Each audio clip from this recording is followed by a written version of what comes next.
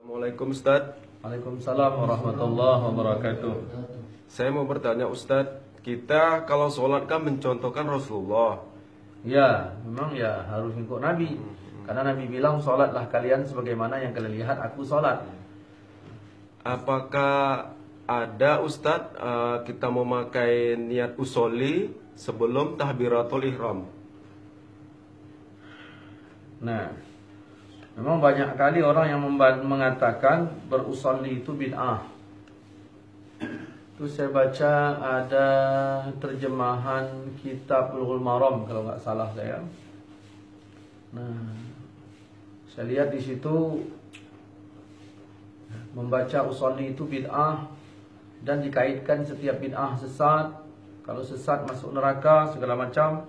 Jadi gara-gara pakai usolli orang masuk neraka. Kemudian tudingan bagi orang yang berusolli itu menambah-nambahi aturan solat.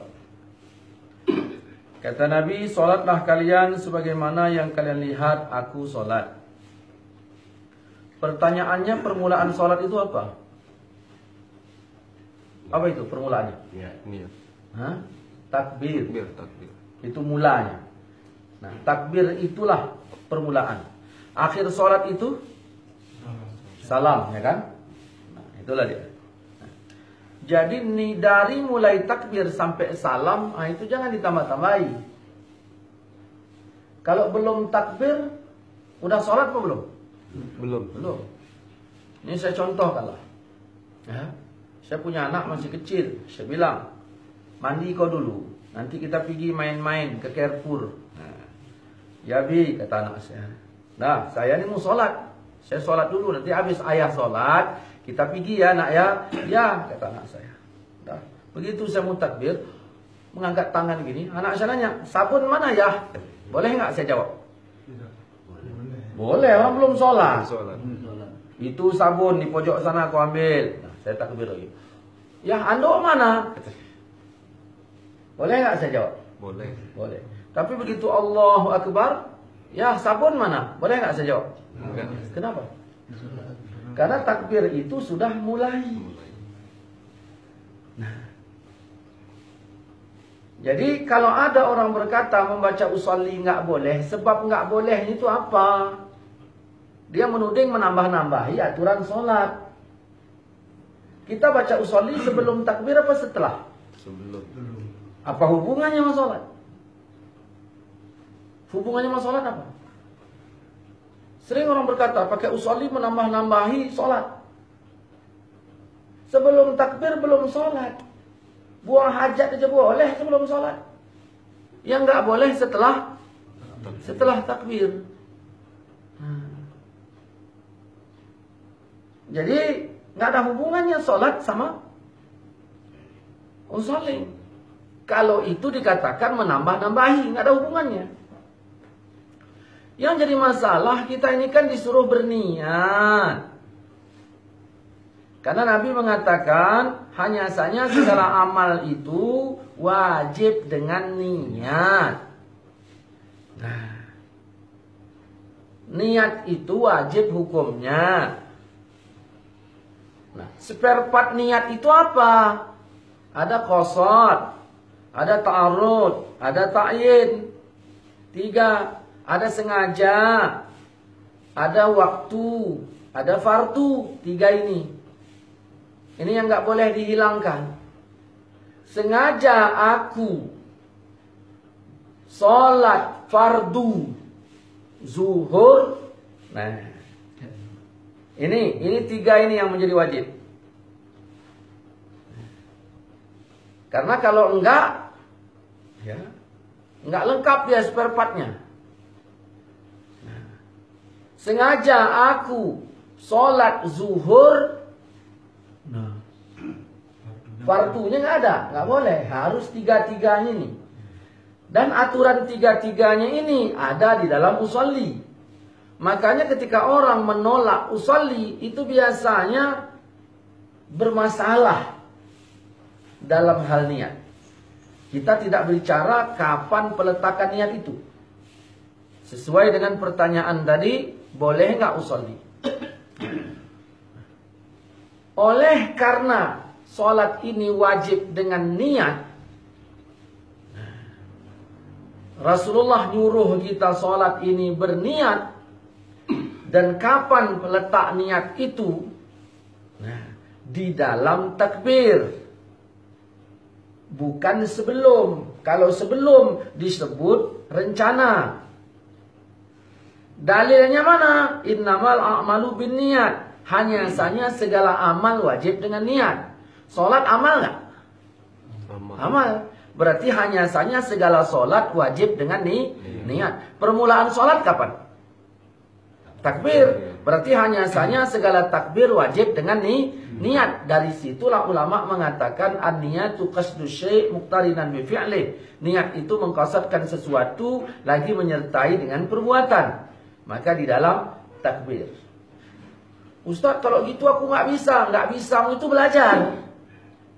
Bukan nggak bisa menjadi ukuran terus bukan gitu. Nah, ini masalahnya. Nah, niat itu ya kita mengikut Rasul. Rasulullah itu pakai usolli enggak? Kita jawab aja lah enggak. Jadi kalau Rasul enggak pakai, kenapa pula kita pakai? Kan ada orang bilang gitu. Makanya otakmu kau asah. Kita ikut Rasul. Yang kita ikut apanya? Rasulullah dikala sholat nyambung hatinya kepada Tuhan, kepada Allah Subhanahu wa taala nyambung. Kita jangankan jangan apa itu? Kalau Rasulullah nyambung hatinya dalam sholat. Kita jangankan di luar sholat, di dalam sholat aja nggak nyambung. Bagaimana Rasulullah? Rasulullah kita tengoklah hadis Aisyah. Ya Rasulullah, apakah engkau witir sebelum tidur? Apa jawab Nabi?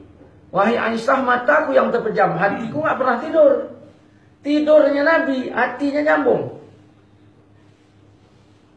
Apalagi dalam sholatnya. Kalau kita dalam sholat aja kagak nyambung, apalagi di luar sholat. Jadi ketika kita mengikut Rasul, yang kita ikut apa? Nyambungnya.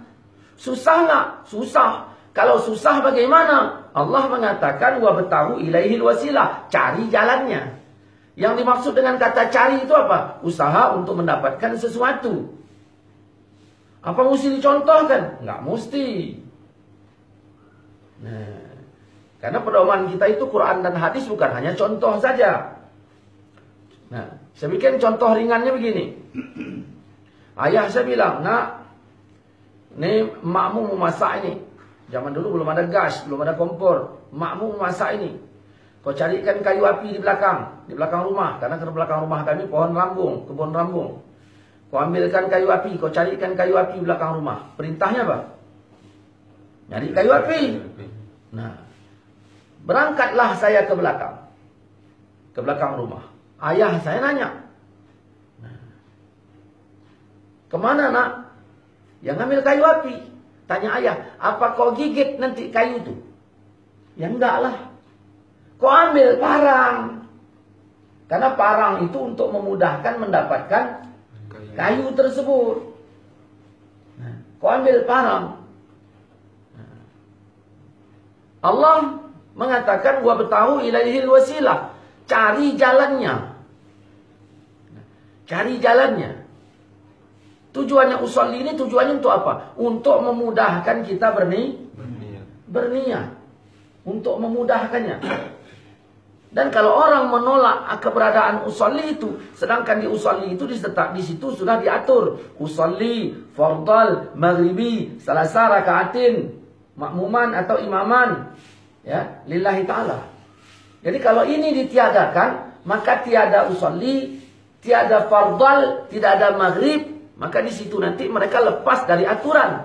Makanya begitu kita tanya, bagi orang yang anti usolli, jadi kau niat sembahyang gimana? Ya udah niat aja. Niatmu apa? Ya niat sembahyang aja. Maksudnya gimana? Ya niat itu aja. Enggak bisa dia menjelaskannya. Kenapa? Karena menolak usolli. Nah, tapi begini Ustaz, kita kan disuruh ikut Nabi. Betul? Kan Nabi nggak pakai. Saya bikin aja bahasa ringan begini. Saya lebih suka kalau dalam pembicaraan begini, saya diserang gitu. Dibikin pertanyaan, saya jawab. Dari sisi ini saya jawab. Nah, ini kayaknya yang nyerang kurang gitu ya. Nah, itu yang nggak enak. Nah, jadi ayah saya juara matematika, ya, kelasnya nasional, luar biasa jagonya. Nah, sedangkan saya anaknya matematika itu anjlok. Ayah merasa malu, masa dia seorang yang jago matematika, anaknya bodohnya, subhanallah. Akhirnya ayah bertanya, berapa nilai raportmu kemarin? Nah, saya tunjukkan raport ini. Aduh, nilaimu merah ini. Saya bilang, mana ada merah, itu kan hijau tulisannya. Bukan masalah tulisannya, tapi angkanya 5 disebut merah. Kalau zaman dulu itu kalau pakai langsung merah, kalau sekarang kan enggak ya. Nah, jadi ini nilainya ini anjlok ini. Nah, ayah malu nih. Jadi caranya gimana ya? Kau harus ikut ayah. Pesan ayah apa? Harus ikut. Kau harus seperti ayah. Ada berapa pesan? 2. Ikut dan seperti ayah.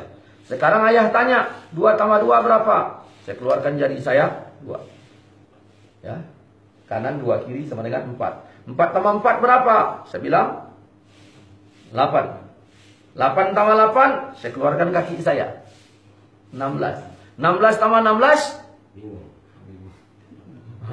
Mau saya pinjam kaki ayah? Nggak dikasihnya.